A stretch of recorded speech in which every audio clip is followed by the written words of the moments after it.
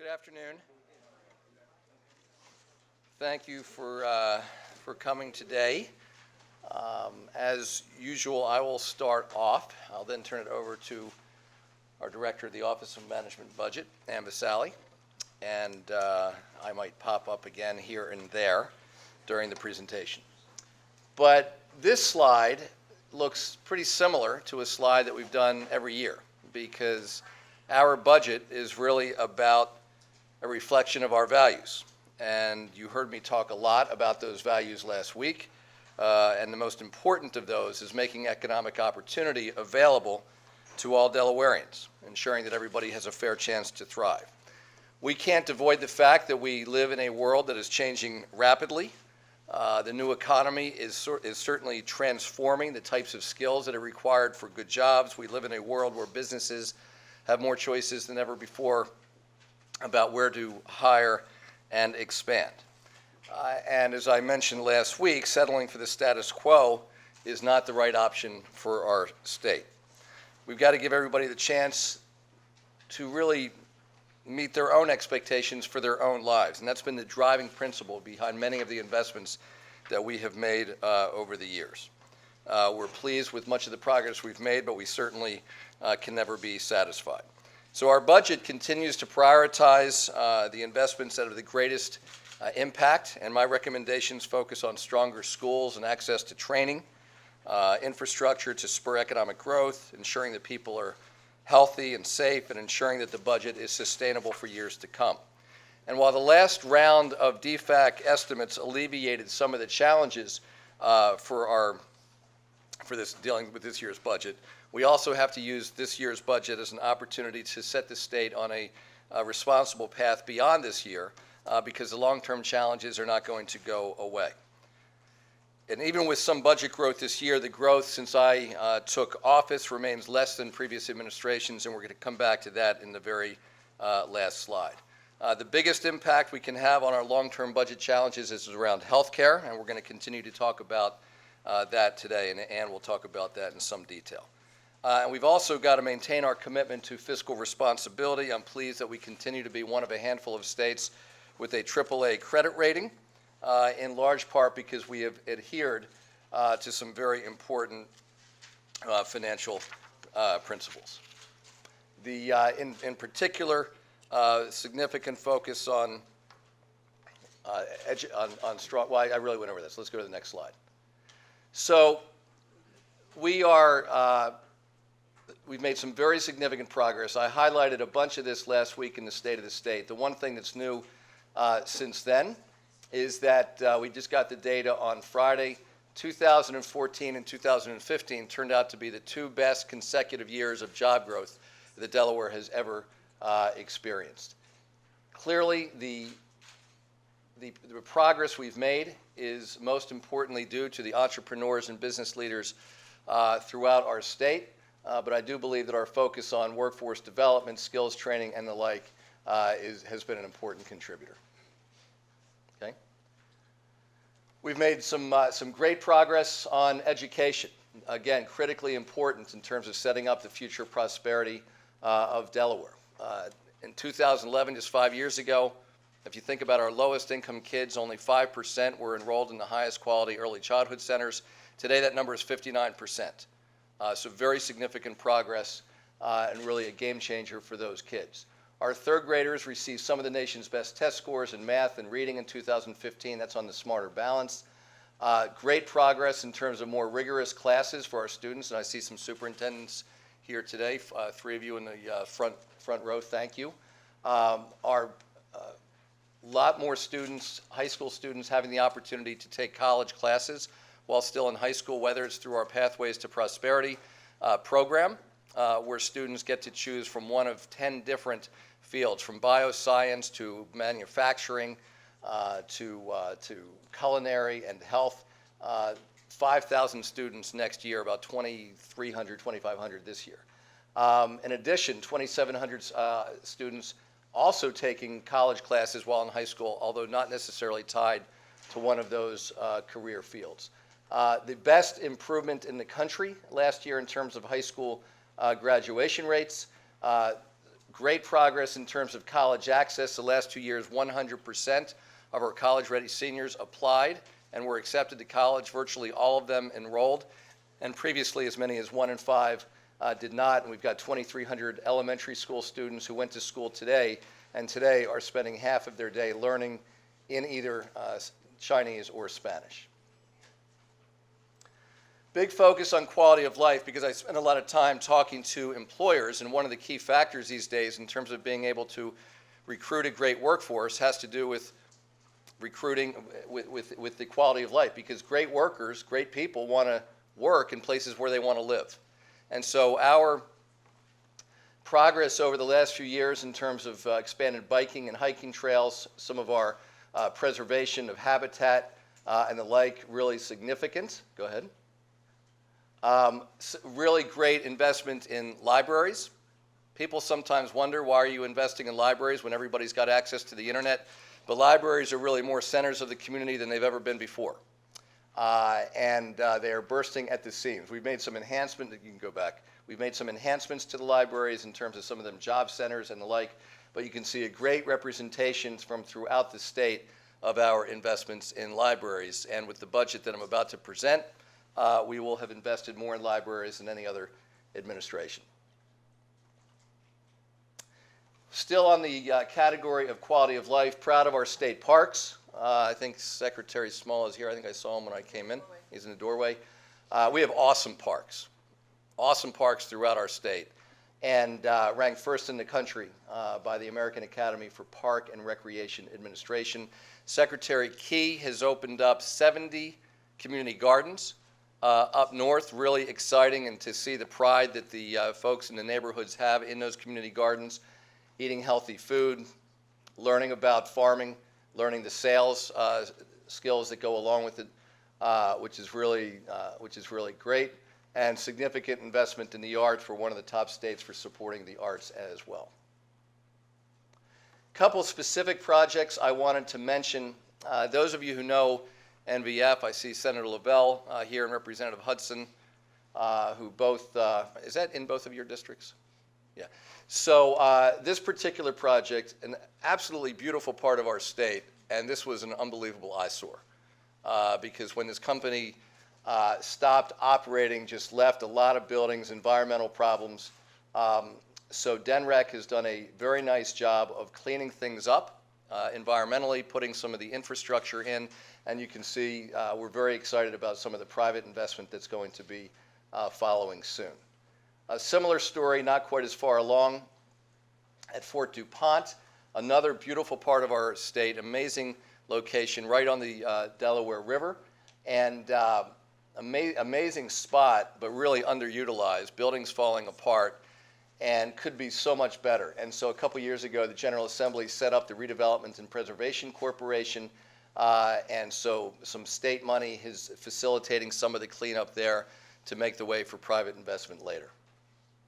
The Downtown Development District's a great story, and to all of the members of the General Assembly who are here, I want to thank you for your support of this program. The theory all along was that a relatively small amount of private money would leverage a much bigger amount of other way around. A small amount of public money would leverage a much larger amount of private money. It's exactly what's happening, over $100 million so far. Wilmington on Market Street, within the last 6 months, I think about 75 new residential units open, including in some buildings that were just sitting empty for a very long time, falling apart. Really nice renovation and people living upstairs. Projects in Dover, and then this project here in Seaford, as you know, see Representative Short over here. It's been a long time since there's been any kind of real investment in Seaford. And this project, and I think all of these developers would tell you that it's the money that you put aside for the downtown development districts has really facilitated these things getting done. The construction has already started, and within a year from now, I think is the timing, 72 new, really nice residential units right on the Nanticoke. And it's going to be, I think, terrific for Seaford, really very exciting for that community. So Wilmington, Dover, and Seaford. And we've made these investments over the years while really supporting and protecting the most vulnerable. We rank first in the country when it comes to those youth who receive disability benefits, get a job, which has been a big priority for all of us. Significant investment with the support of the General Assembly in substance use treatment, critically important throughout the state. There's not a single district in the state which is not affected. And I know not too long ago, Representative Dukes invited me down to Laurel to see a facility down there, where a private facility helping folks with addictions. We've made some significant progress in this last year, and you'll be hearing a little bit more about that in a few minutes, about some additional progress we want to make. And then again, thanks to the support of the General Assembly, big increase over the last few years in the number of mental health professionals in our middle schools. The state rental assistance program, which you funded, has been a godsend for a lot of families across the state. And there's a significant effort underway with a lot of the stakeholders at the table: hospitals, physicians, behavioral health specialists, small businesses, larger businesses, to move the state away from a fee-for-service healthcare model toward a model that really focuses on quality and value. And with that, I'm going to turn it over to Ann, and I'll pop up again in a few minutes. Thank you.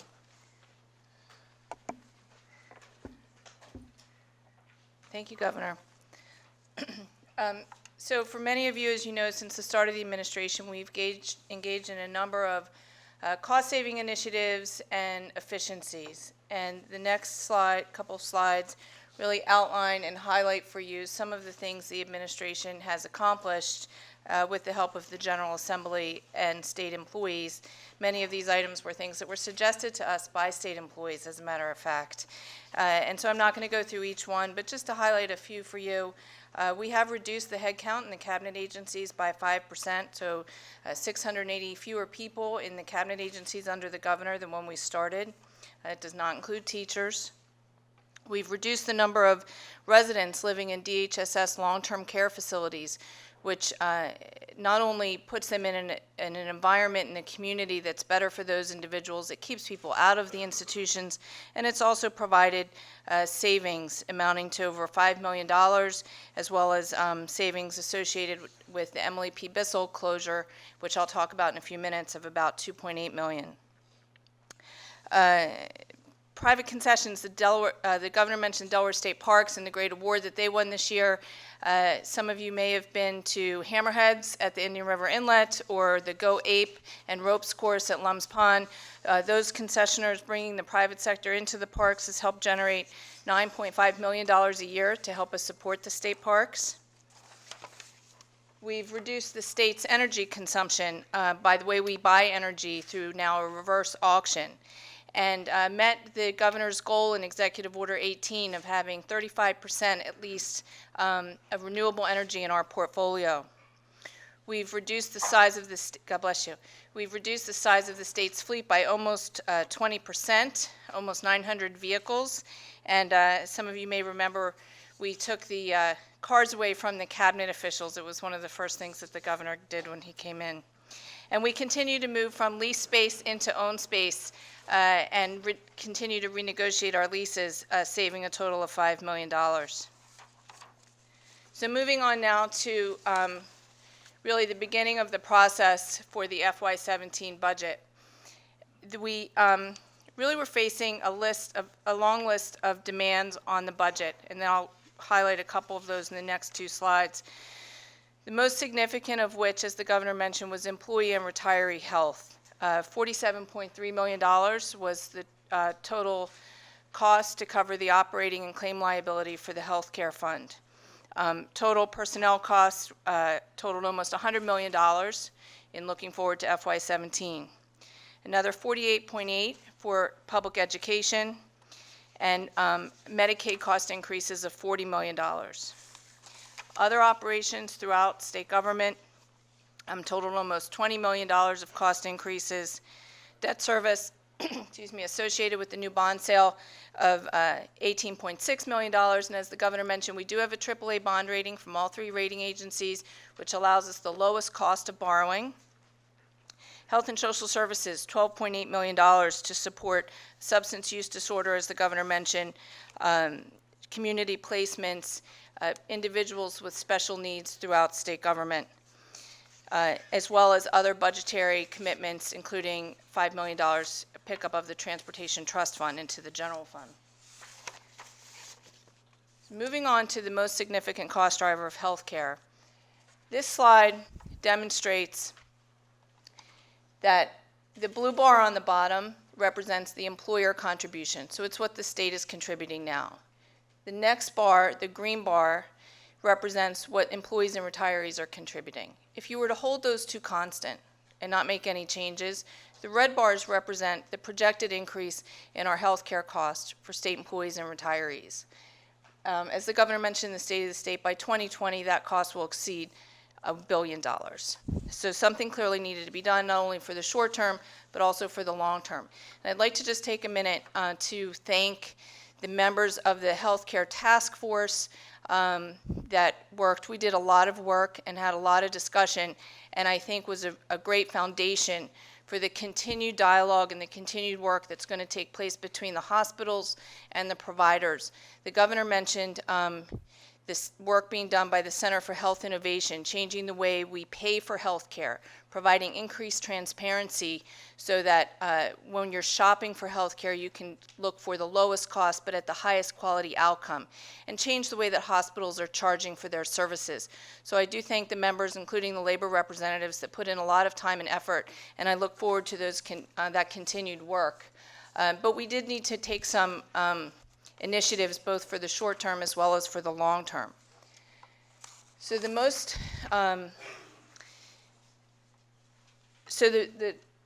top line on this slide represents the addition in the governor's recommended budget of $33.3 million general fund. Those funds will go into the current premium structure, so no change in the cost sharing between the employee and the employer, so exactly as it has been today.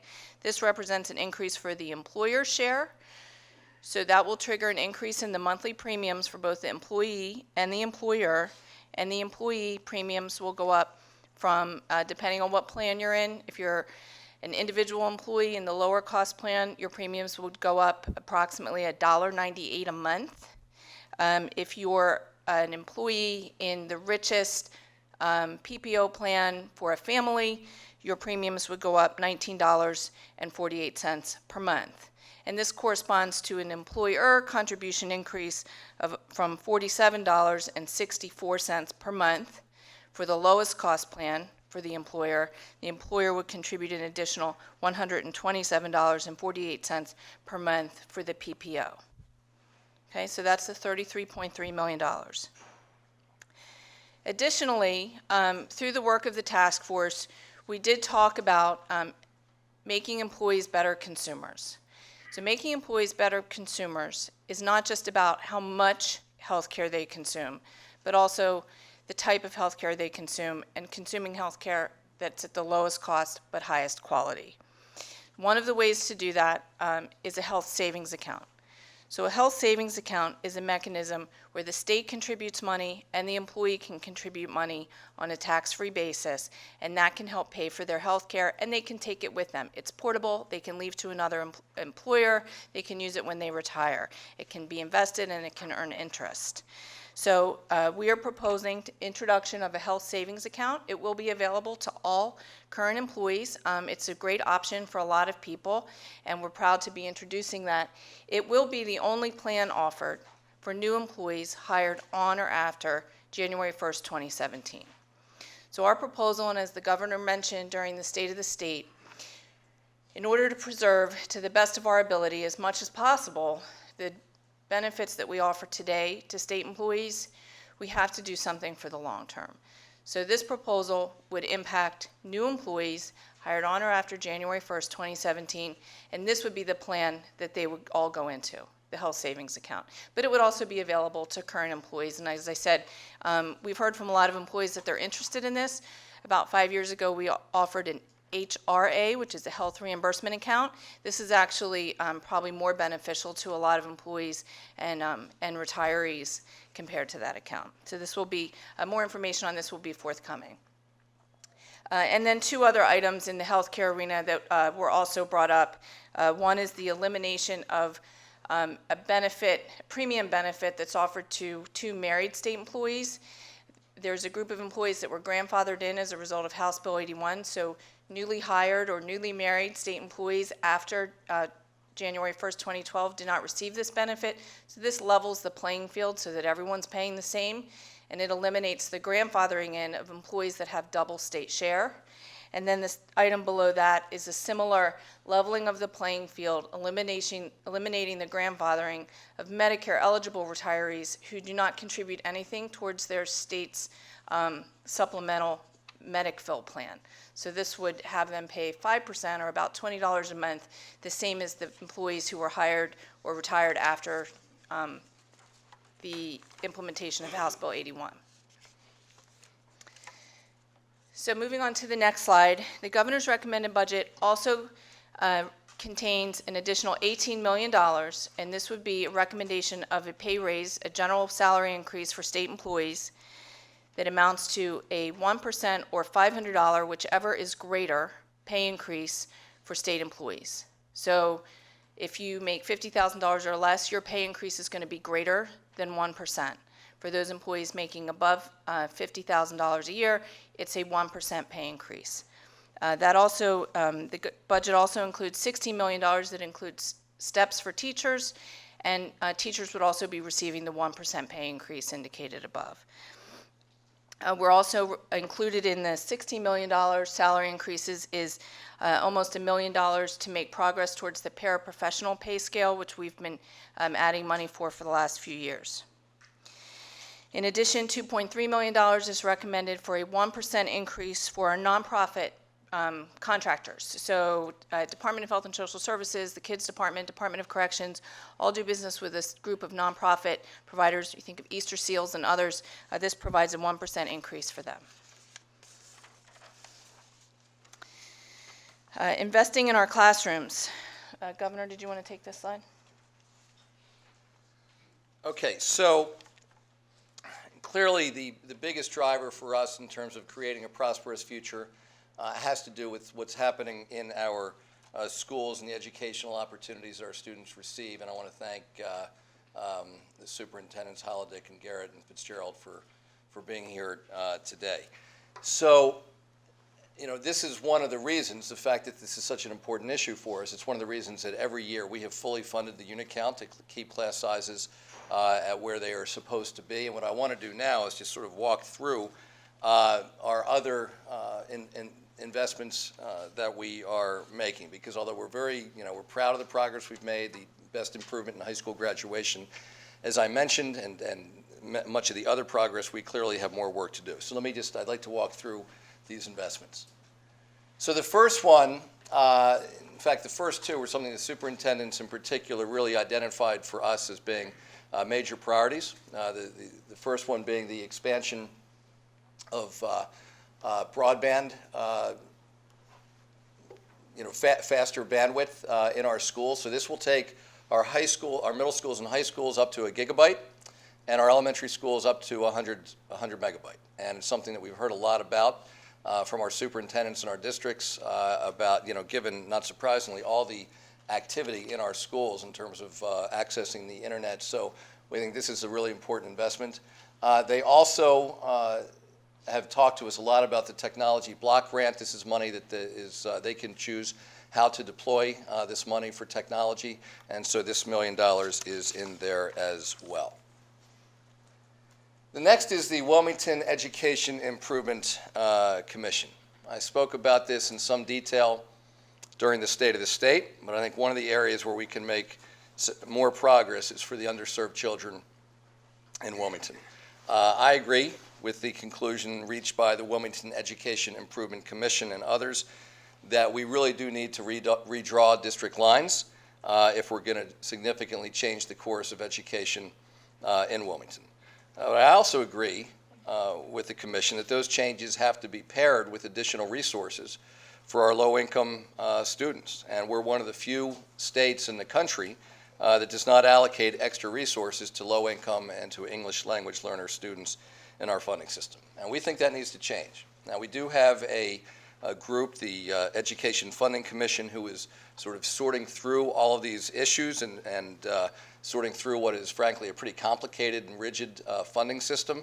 And they will be coming up with some recommendations, but we can't make all of the dramatic changes to fix the system all at once, but we can make a start, and I think we should do so in Wilmington.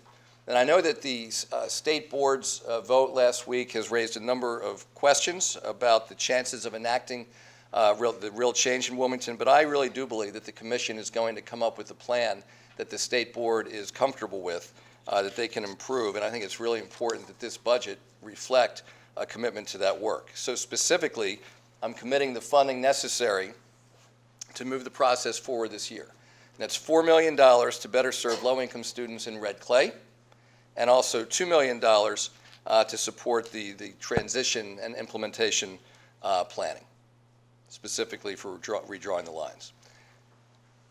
The other category that I want to mention, I've talked about before, including I think in at least 3 consecutive states of the state, has to do with teacher compensation. And research, without a doubt, shows that the most important school-related factor in our children's progress is the quality of our teachers. And I think we need to change the way we think about compensation. The fact is, our educator compensation system, A, is complicated, and if you review the report produced by our compensation committee last year, along with its recommendations, you're going to see that we can't enact everything, all the changes overnight. But I do want to give the committee and the other educators working on this the time to get the full system right, but I also think we need to start making progress. And so there are 2 issues that this budget addresses. The first is that our starting salaries are not competitive with districts in nearby states. They're just not. And it's gotten worse over time. And so we've heard about this from superintendents, we've heard about it from principals in terms of the challenge of recruiting teachers, starting teachers. And so we've got to raise our starting salaries. And so there's $3 million in here to do that. The other thing that we've got to do is we've got to recognize we have so many great teachers who would like to stay in teaching, but they often feel that the only way for them to make more money is to get into administration. And so this is really about creating piloting a new teacher leadership role in our schools, allowing these teachers to earn some additional compensation, but that way they can stay in the classroom, they can continue to be great teachers, and they don't have to get out of the classroom. I mean, just earlier this week I was at an event. Teacher won a big award, a STEM award. Great teacher, and he said, yeah, well, that was from last year, but now I'm an assistant principal. And we want great people to become assistant principals, but we also want great teachers who want to stay teaching. We want them to be able to stay in the classroom. So we want to pilot this opportunity. And we also are providing stipends for educators who attain national board certification. 2 other education-related items that I wanted to mention. We have made, as I said at the beginning, huge progress around early childhood and increasing, as I mentioned, significantly the number of low-income kids who are enrolled in the highest quality centers. There's an investment in the budget to continue and to build on that work. And then the other piece that I wanted to mention, I talked about it last week in the State of the State regarding the SEED and Inspire scholarship. Great program, has helped a lot of people. But I gave the example of a young woman who's, was participating in SEED. She was doing really well. She had to get a job to support her family, so she ended up 1 credit short of the minimum to get the SEED scholarship, and so she lost the SEED scholarship altogether. And we'd like to rework that so those folks have an opportunity to keep that scholarship. One last thing, and then Ann will come back up. The issue of body cameras has been a very hot issue over the last year or so. The state police did some very nice work in terms of developing policies around it, but we thought it was important to actually put some money into this category. So there's $500,000 here to purchase the body cameras and also to provide some support to the Attorney General's office to review those recordings. So we think this is an important step in terms of continuing to rebuild the trust in many of our communities, between the communities and those who serve them. So with that, I'm going to sit back down and have Ann come back up. Thank you, Governor. Now, moving on to the very exciting part of the budget, the mechanics of putting together the budget. So we use the December DFAC estimate at 98%. So when we appropriate funds, we only appropriate 98% of those funds that are available to us. So that number, based on the December DFAC, was $4,174.3. If you were to compare our available revenues to the current year operating budget and grants and aid, and the general fund cash in those two bills, we were to the good $222.8 million. But we went through a list of cost drivers that I showed you at the beginning that totaled $241 million of demands on the budget. Excuse me. In addition, in the current year, there's no general fund cash in the bond bill. The cash in the bond bill came from one-time sources, so we need to replenish the use of the general fund cash into the bond bill, and the minimum amount that we estimate is needed for FY17 is $31.3 million. So when you take the demands on the budget of 241, plus the cash needed for the bond bill of 31.3, plus the current year operating budget and the current year grants and aid, we then go negative to $49.5 million. In addition, we had built into the budget the cost associated with the Delaware Competes Act, which the governor signed yesterday, and that FY17 fiscal impact was $8 million. Secretary Cook, over here to my left, has an initiative that's going to help offset that. That will be more information coming on targeted tax collection efforts, and that's going to mitigate that cost and bring that number down to 5.1. In addition, you'll see on the next couple of slides, we're proposing agency and program cuts totaling $18.6 million, reductions in our cost drivers of $15.2 million, and other reductions, reallocations, and the use of some special funds to total $20.8 million to bring us to a balanced financial plan, a balanced budget. So in terms of agency and program cuts, the next slide indicates that we are recommending $3 million for the open space program and $3 million for farmland preservation. We are recommending that the remaining $7 million from each of those programs be redirected to the general fund. So at 98%, that $7 million becomes $6,860,000. In addition, we're recommending that the $5 million that would normally go to the Energy Efficiency Fund be redirected to the general fund. So that $5 million becomes $4.9, and that provides a total of $18,620,000 towards getting to the bottom line for the financial plan. On the next slide, you can see that as we went through the demands on the budget, we did not fully fund each of those demands. In terms of employee and retiree health, I indicated to you that $47.3 million was required to satisfy the operating expenses of the fund and the claim liability. Our recommendation of 33.3 satisfies the operating fund, but not the claim liabilities. So it leaves $14 million remaining to be addressed by the State Employee Benefit Committee through some of the things that we've discussed on the task force and through the work of the actuaries. We didn't fully fund the request from the Department of Corrections for supplies and materials. In adding back the Charter School Performance Fund, which was funded with one-time money in the current year, we only added back half of that amount at $500,000 instead of $1 million. And we took a little bit off the funding for the Early Learning Challenge associated with personnel costs.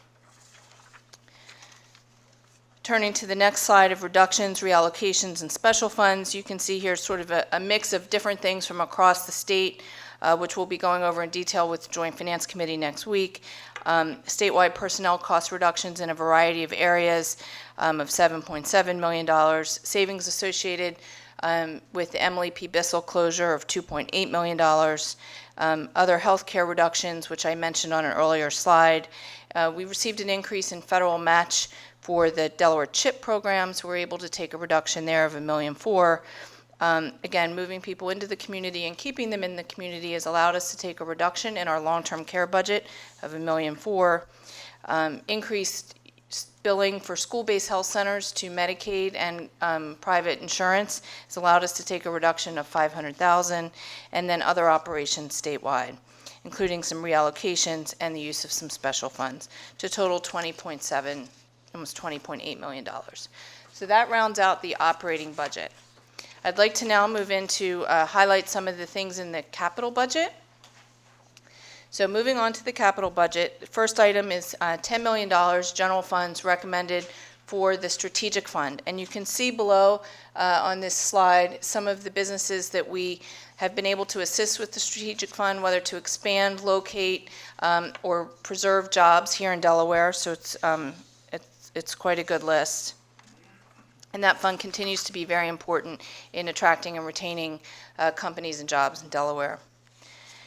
On the next slide, the governor mentioned the downtown development district, so we are recommending an additional $8.5 million in the bond bill to go to additional projects in the 3 downtown development districts, Wilmington, Dover, and Seaford. $15.8 million for infrastructure improvements at the Diamond State Port Corporation. $3.1 million for operations at the Riverfront Development Corporation. And moving on to public education, we are recommending $75.7 million for public education projects. God bless you. This includes $11 million in minor capital improvement funds, as well as funds for all the referenda that have passed, and including Cape and Brandywine, which are scheduled to go in the spring. So there's money in there assuming those referenda pass. $18 million for higher education. So this is $6 million each for the University of Delaware, Delaware State University, and Delaware Technical and Community College, spread through the 3 campuses, and working on campus improvements, infrastructure, and technology throughout all 3 campuses, and labs, primarily at the University of Delaware. The governor talked about really our historic achievement in library funding in this administration, and we are recommending an additional $10.7 million for libraries, including Duck Creek and Smyrna, Selbyville, the Route 913 Library, and Harrington. $6 million is recommended for the Housing Development Fund in the bond bill, and this is coupled with $4 million that's in the operating budget for housing development. The governor spoke in detail about the projects of NVF and Fort DuPont. We are recommending an additional $5.5 million, 3 of which for NVF and 2.5 for Fort DuPont, and $3 million additional for statewide trails and pathways. I was very disappointed to see the picture of the Gordon's Pond Trail as a result of the storm damage. That's a great trail if you've never been on it, so I look forward to its repair by the spring, I hope. I'm looking at Dave Small. I have my own special DENREC priority list that I give to him. Sometimes he follows it, sometimes he doesn't. $6.3 million to upgrade the 800 megahertz, the refresh of our 800 megahertz project. This is an 8-year project. This will fund the first year of that at $6.3 million.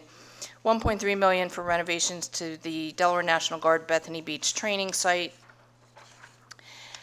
And the last 2 items, $29.6 million in agency minor capital improvement and maintenance and restoration. These are for statewide minor capital projects, and $15.9 million for statewide facility projects, which include a number of projects in the Department of Corrections, Department of Health and Social Services, roof projects statewide, the Vets Home, et cetera.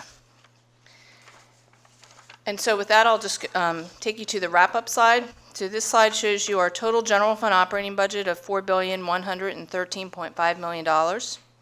That budget has a 5.24% growth over last year.